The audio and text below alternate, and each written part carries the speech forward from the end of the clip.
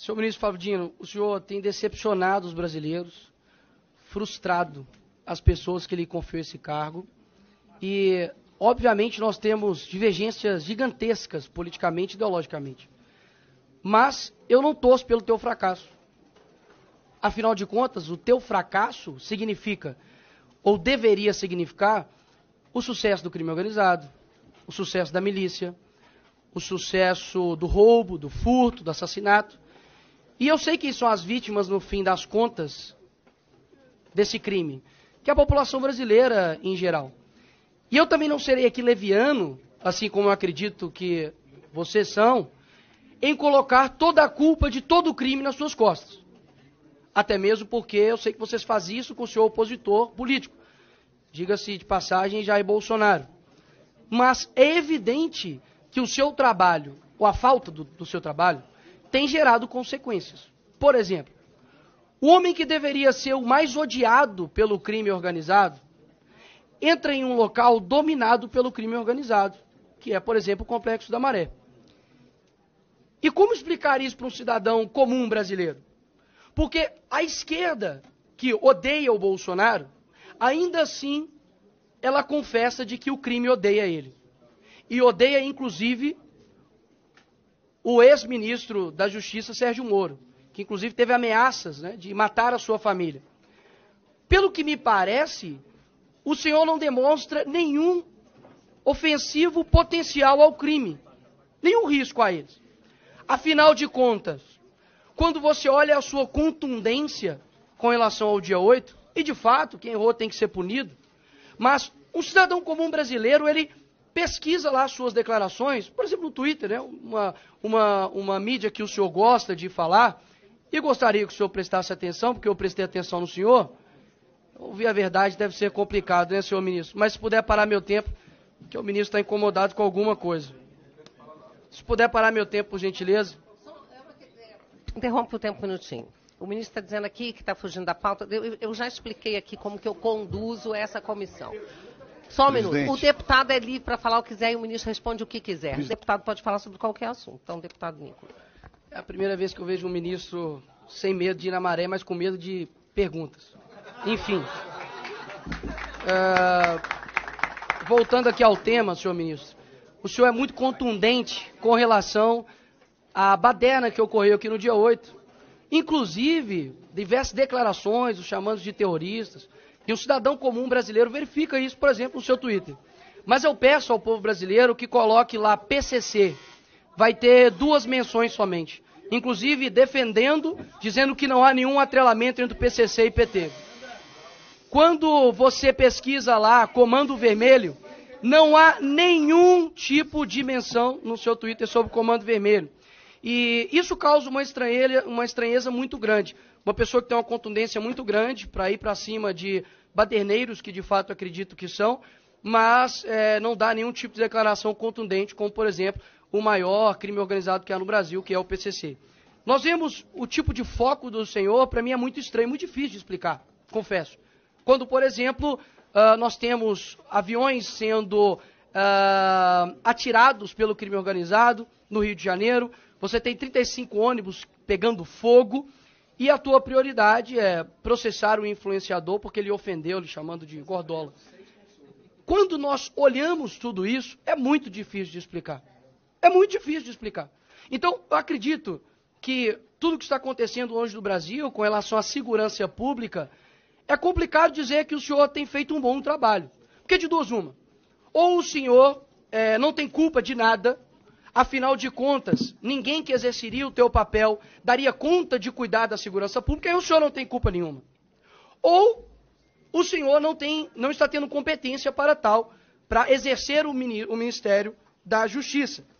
E ainda dá um péssimo exemplo, dizendo que não viria até a Comissão de Segurança Pública, porque há pessoas aqui armadas e por conta de divergências políticas, o senhor estaria com a sua integridade física atingida. Isso fere não somente aqui o parlamento, mas além de tudo de ser uma mentira.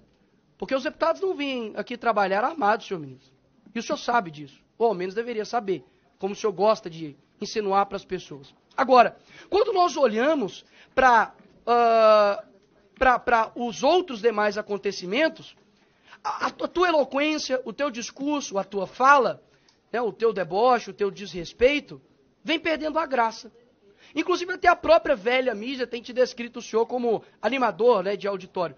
Porque o teu discurso, ele não sobrepõe a realidade das pessoas, horas. A realidade que vê um ministro focando em fiscalizar a oração de pastor, mas não vê um ministro atuante no que se diz respeito aos crimes que estão acontecendo no dia a dia.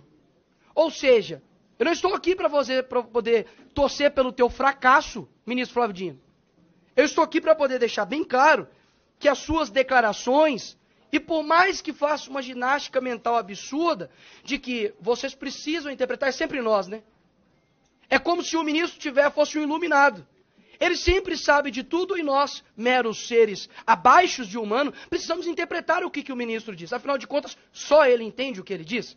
Até mesmo porque quando ele diz que a Polícia Federal está a serviço da sua causa Lula e do Brasil, aí o senhor diz que é uma mera dificuldade de interpretação nossa. Eu digo o contrário. As suas ações demonstram que o senhor tem feito com a Polícia Federal o que vocês acusavam de Jair Bolsonaro fazer na Polícia Federal. E agora nós temos uma brusca absurda de apreensão de cocaína e maconha, por exemplo.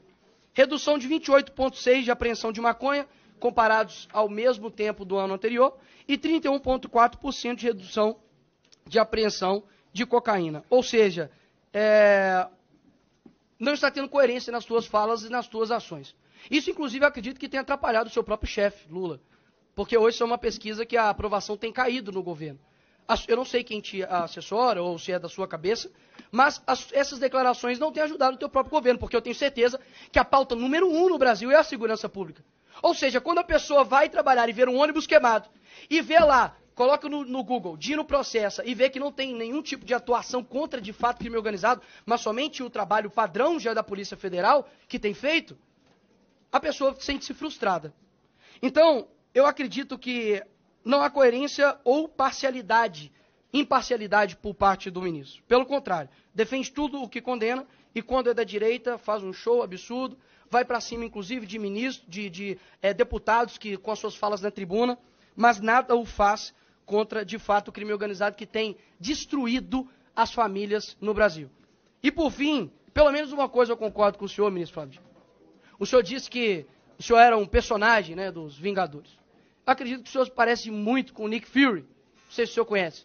Só enxerga, de fato, realmente de um lado. Boa sorte para o senhor tentar explicar o inexplicável. Obrigado, presidente. O senhor me chamou de leviano, o senhor me chamou de mentiroso, o senhor me chamou de outros termos, diz que eu sou aliado de facção. Não, ele não disse coisas isso. desse tipo.